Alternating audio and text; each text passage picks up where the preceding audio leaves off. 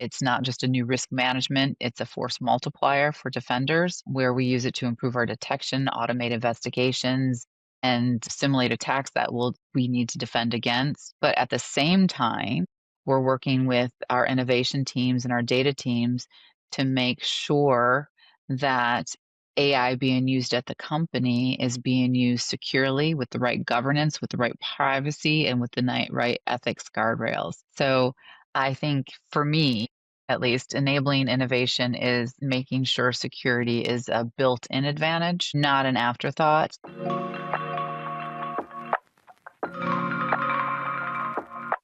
Welcome to Digital Customer Communications Regulated, where we explore how regulated organizations engage, retain, and protect customers at scale. Today, we're discussing the evolution of security strategy, from reactive defenses to proactive resilience, and how financial institutions can stay ahead of emerging cyber threats without compromising customer trust. Joining us is Debbie Janeczek, Chief Information Security Officer at ING, where she's driving a proactive approach to cybersecurity, building a model that uses advanced tech, including AI, to protect systems, customers, and reputation. Hi, Debbie. Hi, thank you for having me. I'm excited to be here. It's an absolute pleasure. Thank you for coming on. Thank you for making the time. You've stepped into this role at ING. Was it January of this year? Yep, almost a year coming up. It's an interesting time for cyber threats. We're not for a lack of them.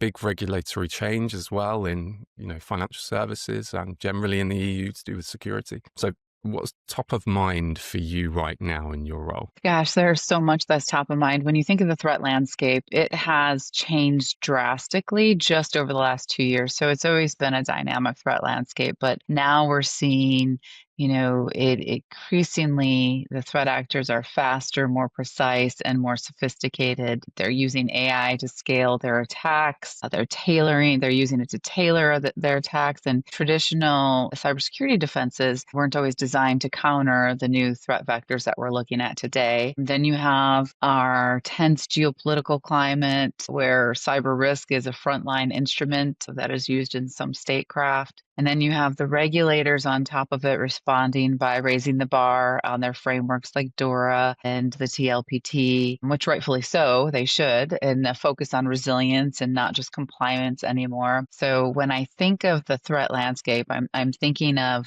there is a convergence of geopolitical, and then you think of quantum computing coming, AI that's we can use for amazing things, but then it's also being used against us. There's this big convergence. So I'm really focused on getting ahead of that threat with automation and actionable intelligence, making sure we have resilience embedded through our governance and our accountability, and then building a future-ready security program. We need to be just as agile, just as adaptive as the threat actor, but we also need to be really trusted within our organization and with our customers, and we need to be fully integrated into our business. So lots going on with the threat landscape that we're dealing with, and it's constantly evolving. Lots going on. And, to say we want to get ahead of it is an easy thing to say. Yeah.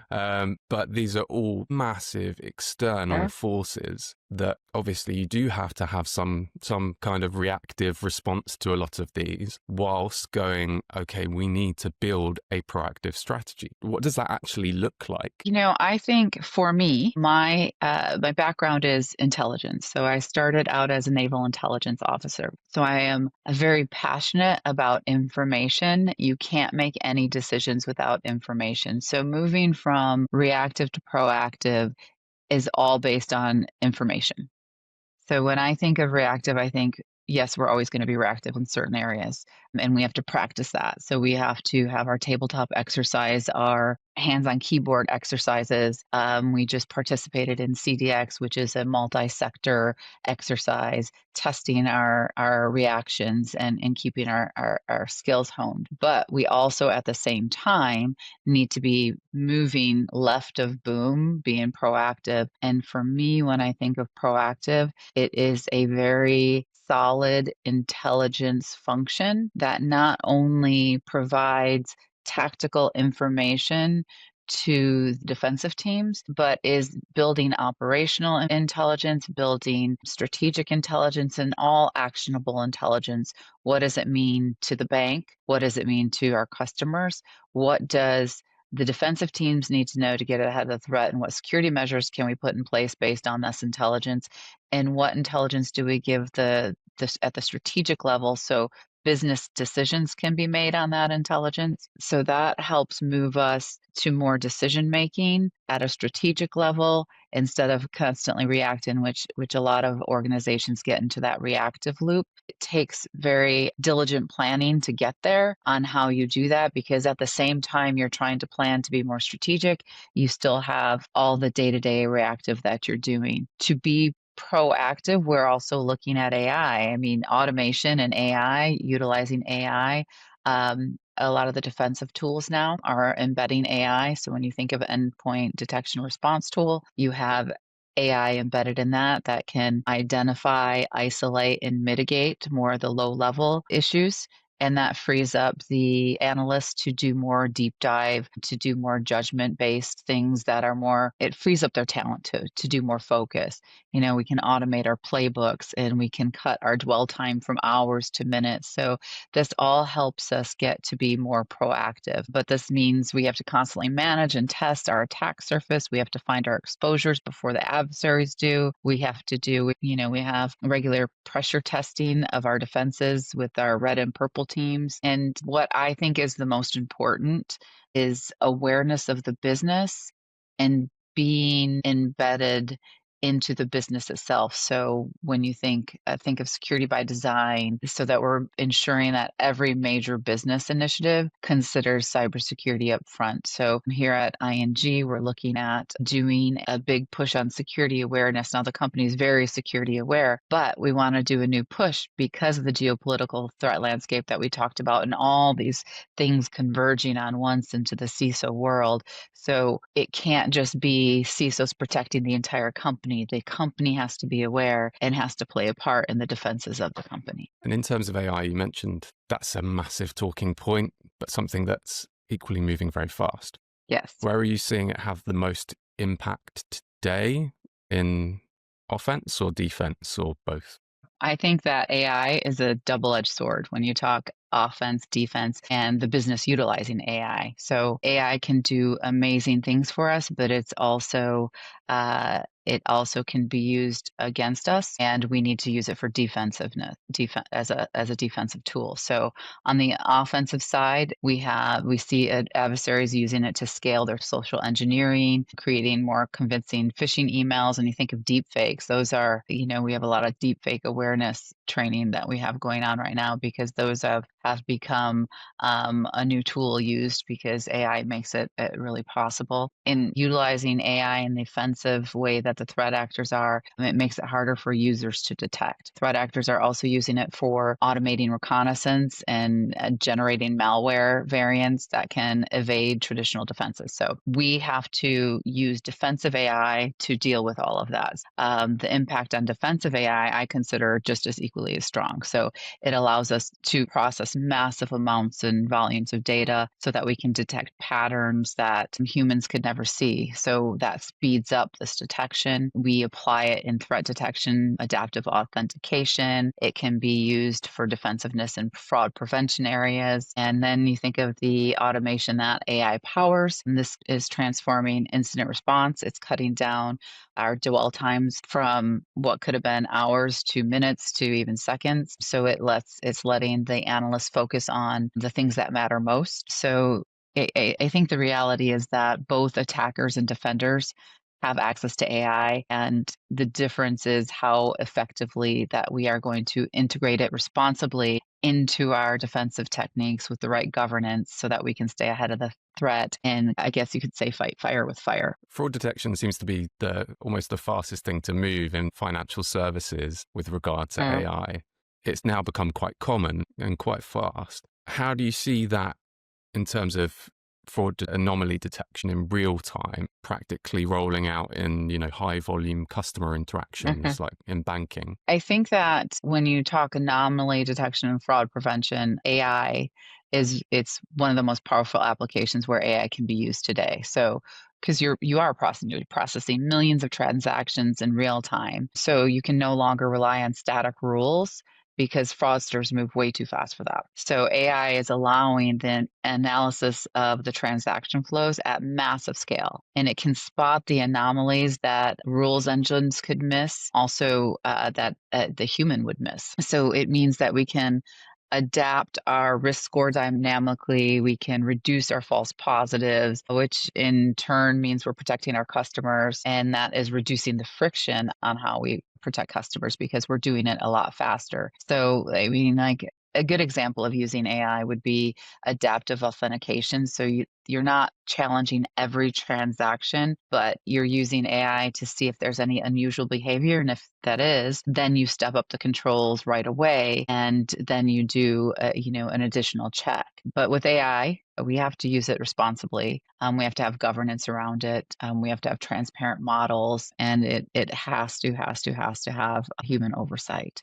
So I think it allows us to use stronger protection, and it also when you think of fraud and our controls, it helps us have a better customer experience. And your job is not just external and internal awareness, but to relay all of this back to the rest of the C suite. How do you go about that? Not just in saying, AI is really helping us, but what kind of metrics do you relay back and how are those interpreted? Metrics are always a challenge. I think some of the best metrics that we can use, and we're always trying to improve our metrics to tell the story or to improve our defenses. So of course the standard is detection response speed. How is using AI changing our mean time to detect and contain our threat? And then we have our recovery metrics. How quickly can we restore critical services and our critical systems? And of course, doing regular exercises to test those, and our control effectiveness by our red teaming, and what are the findings we're finding with the red team, and of course availability. So those are all just some of the standard metrics that can be used, and it's a constant refinement of those metrics of what's telling the story. You mentioned contextual authentication. It feels like we're reaching a point in security with regard to customer communications where these two things that may have been seen as opposite ends of the spectrum before have really come together a bit Yeah. better. We're able to do things that are more secure and enable stronger customer communications. So how do you think about that dynamic between, strong customer comms and strong security, and, especially when things can go wrong? Well, I think that they are deeply connected because when something goes wrong, there has to be communication with the customers because as a bank, we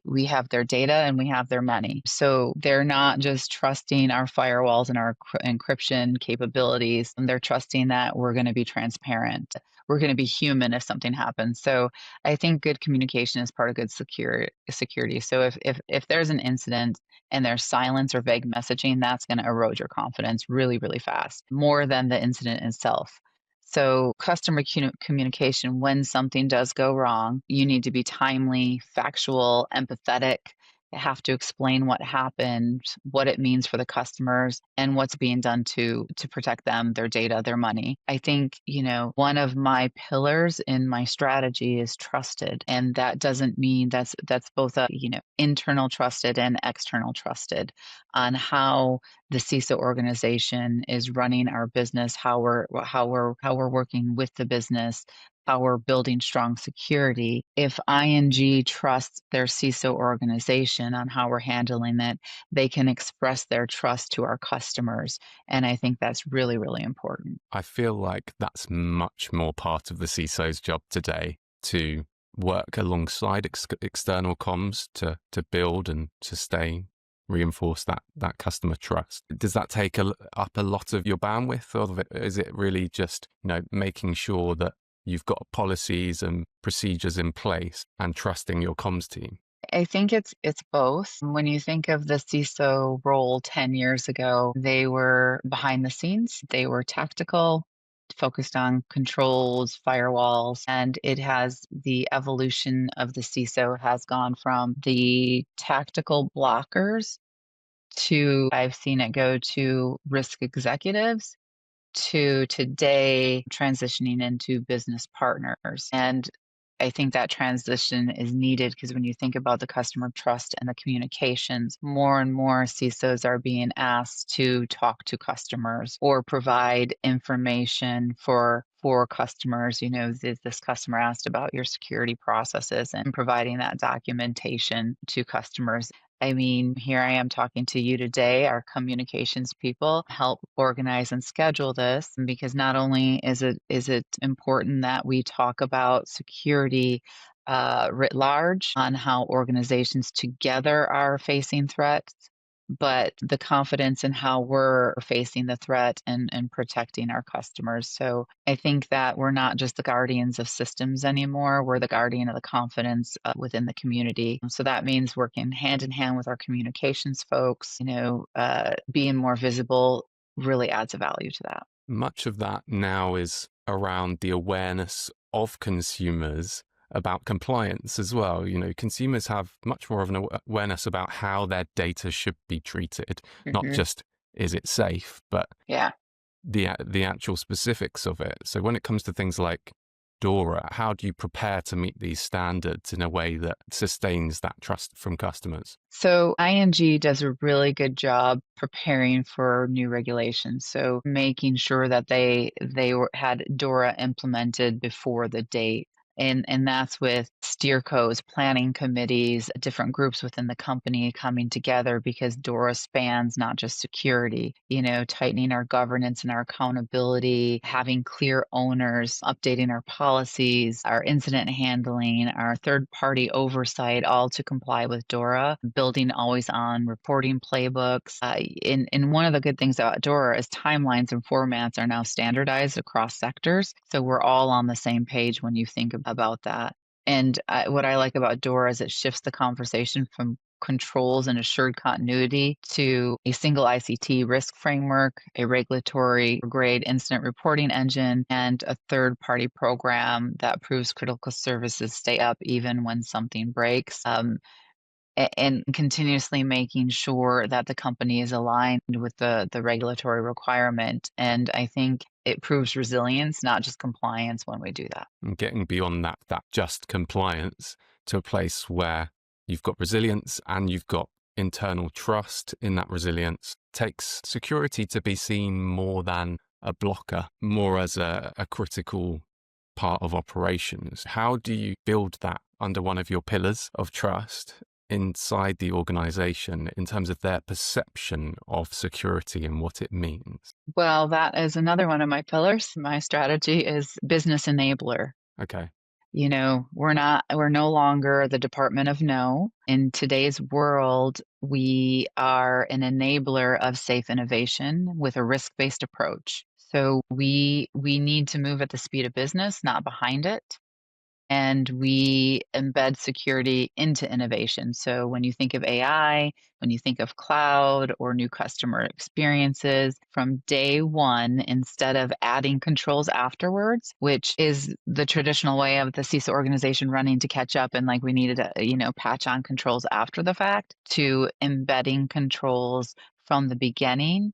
And that's where we can actually accelerate delivery because teams don't then have to redo things later. So, and AI is a perfect example of that. It's not just a new risk management, it's a force multiplier for defenders where we use it to improve our detection, automate investigations, and simulate attacks that we need to defend against. But at the same time, we're working with our innovation teams and our data teams to make sure that AI being used at the company is being used securely with the right governance, with the right privacy, and with the right ethics guardrails. So I think for me, at least, enabling innovation is making sure security is a built-in advantage, not an afterthought. And I think more and more organizations are starting to see that because when it's done right, when it's part of the process, it becomes the foundation of trust, and that's what lets us innovate at scale. You're obviously at the forefront of security, but when you think about smaller businesses listening to this podcast, it might come across as overwhelming, the amount of stuff going on. It absolutely does. Yeah. So I guess my question is, do you have any advice for smaller businesses? Maybe we are talking individual IFAs, advice businesses, but medium-sized businesses Yeah. in staying ahead of the curve. I think the advice is they're not alone. It's a shared responsibility, and companies, especially in the financial sector, we work together because we have a common threat. When you think of the financial institutions, there's the Financial Services Information Sharing Analysis Center.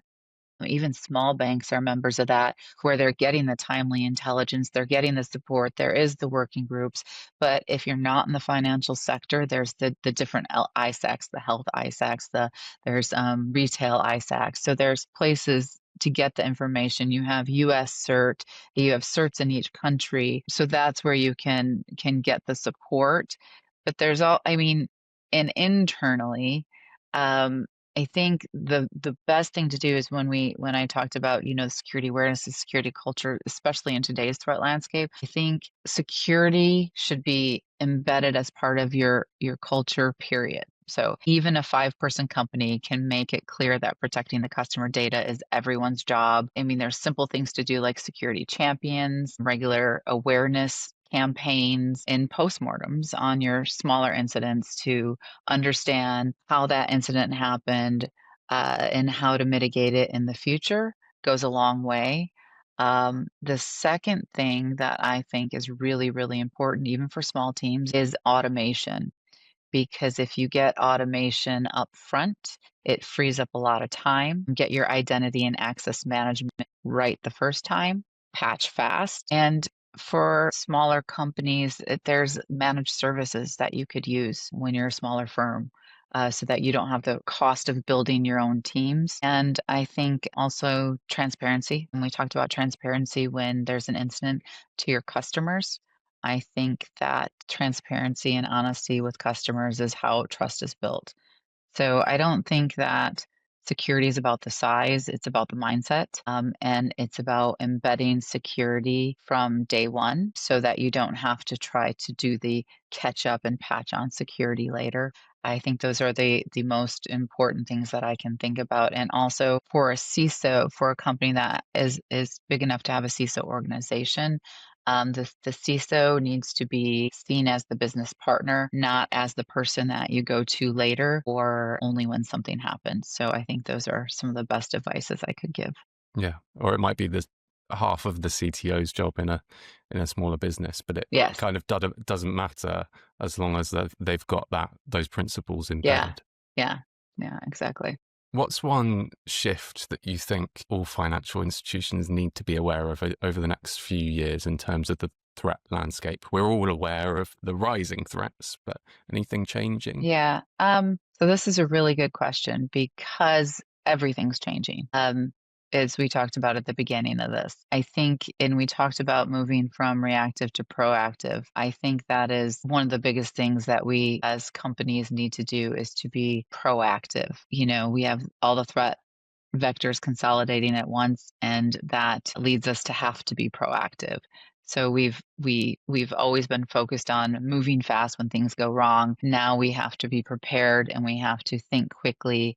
Our teams have to move quickly. So the next generation of companies and financial institutions, is what I'm more familiar with, is that we need to anticipate the threats before they materialize. And that's using our intelligence as our baseline. It's about combining our technology, our intelligence, and our human insights so that we're not just securing the systems, but we're ensuring continuity and trust in an increasingly volatile world. I don't think there's going to be any winners. I don't want to say the winners are those that treat cybersecurity as not as a cost of doing business, but I think we need to look at cybersecurity as a strategic capability that enables innovation and resilience, not a cost center. As I talked about value creation, I mean, the CISO organization can really, really create value for a company when we're embedded from the beginning to the end of any products or any initiatives within the company.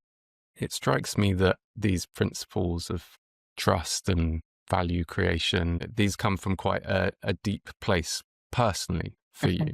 How do you feel, I'm interested, and transparency, honesty, how do you feel that your personal principles are reflected in being a CISO? Good question. I, my entire career, I started out as a naval intelligence officer. So my entire career has been about integrity and about defense from um, 9/11 to defending against terrorism, um, to, uh, transiting the Straits of Hormuz on a ship, defending against surface to air missiles, to then going to the Department of Defense and working in cybersecurity. It's always been about protection. And one of the reasons I came to the private sector from the Department of Defense is in the intelligence field, we have the information at our fingertips on what the threats are doing. And I wanted to bring that knowledge on how we need to move out to the private sector. And my thoughts in my career as I moved into cybersecurity was you don't have to drop a bomb anymore. So you really don't. I mean, you just take out a financial system and we can't function without our money. And so that's why I came to the financial industry is, you know, this isn't just about it. I mean, it is about people's money. We want to protect people's money, their livelihoods, retirement benefits, but also at a bigger scale, protecting the financial sector as a whole globally is a national security effort.